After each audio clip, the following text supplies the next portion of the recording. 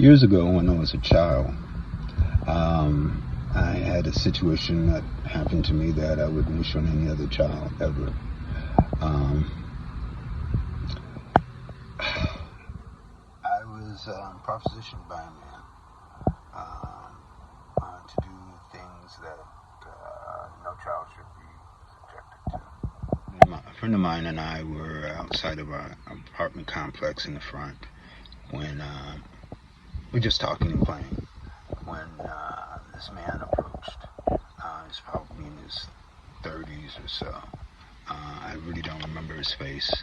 I remember he wasn't old and out of shape. I just remembered he was young, and he passed by us, and went into the complex and was in the foyer where you gain access into the complex, to the apartments. Anyway, he was there for a few minutes, and then he came back out, and he approached us about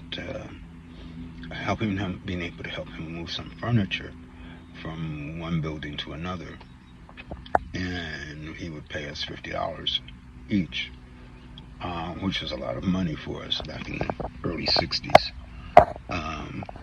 So we both said no. We had to ask our mothers first, which is the standard rule back then.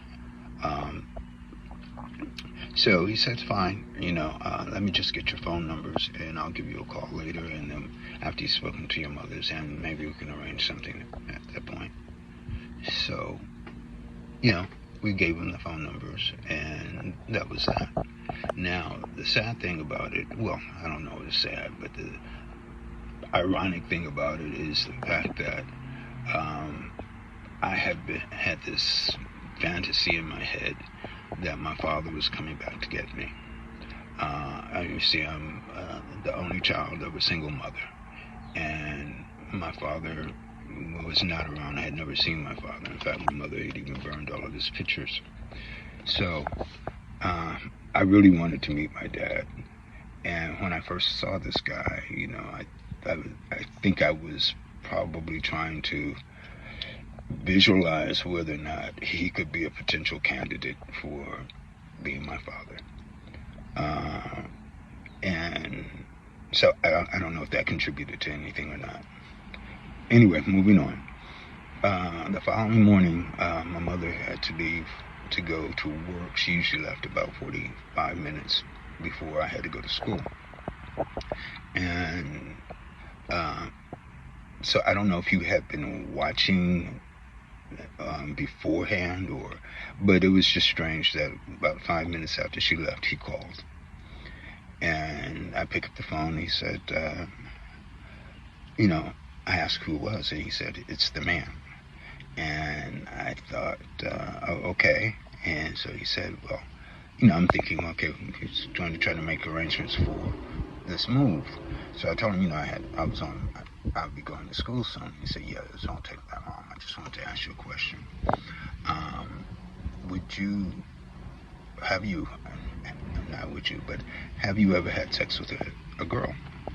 And I was like, oh yeah, all the time, which I never had. I hardly knew anything about sex. I was 13 years old. And this was back in the 60s, before the age of enlightenment.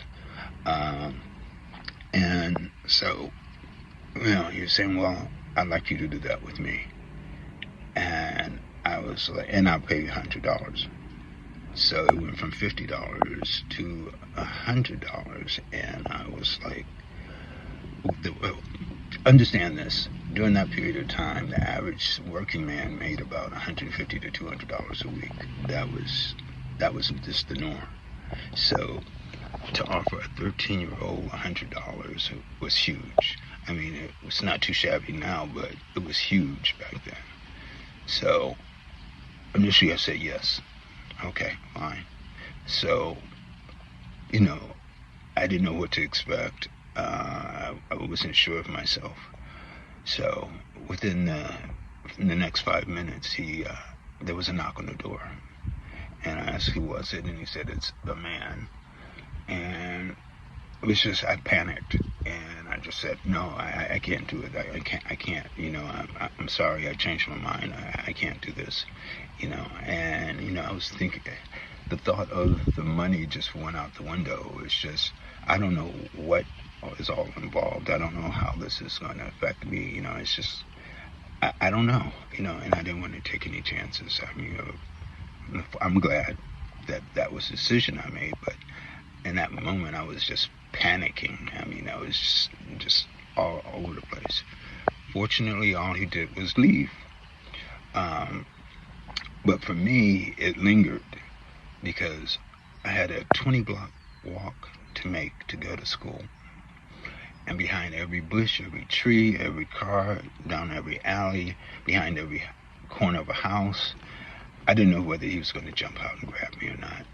And that was my biggest fear. I was just so afraid that he wasn't taking no for an answer. So I got to school, and I had decided not to tell anyone, and definitely couldn't tell my mother. But I did tell one friend. It was probably the biggest mistake. And he said that he would have done it.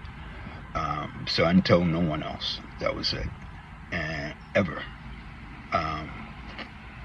And for years, I mean, the weird part about it was, children take a lot of things on themselves. Like when parents break up or whatever, they tend to blame themselves instead of, it's something they must have done. And that was what happened with me. I started thinking, what did I do? How did I cause this? Was it that maybe I looked at him too hard? Maybe, maybe he just assumed that, I would fall in line with this. I mean, it must have been something about me that would give him that idea that it would be something I would be okay with. So it made me extremely self-conscious, which I was already. And then the fact that my body type was built more like my mom's. I had a tiny waist and a big old butt that jiggled when I walked. So that wasn't helpful, but I realized I wasn't standing or walking when he first saw me. I was sitting, so that probably wasn't the cause, but I don't know. I just didn't know. And like I said, it was petrifying, and it was a scar. But because I didn't talk about it, had no one to talk about it with, over the years it did fade, and faded so much that I had completely forgotten about it. And it was only about a year and a half ago that I was talking with someone. They said something about pedophilia, and I realized I had nearly been a victim of a pedophile. And it was like, wow, I had completely forgotten about it. I had totally forgotten about it. Even in college, when I had a very close friend, in fact we were roommates, and he confessed to me that he was gay. And one of the things he said was that his uncle had raped him when he was very young, and that's how he was introduced to it. And now I'm not trying to throw shade on the gay community or anything. This is just what he told me. And he was saying that he no longer felt that he's always felt that he would never be any good for a woman. So he was content in being gay. Now, there's these acts that pedophiles do have a more than a momentary effect on a child. It can be life altering. It can be traumatic. It can be trauma. And so, well, that's just my take on it.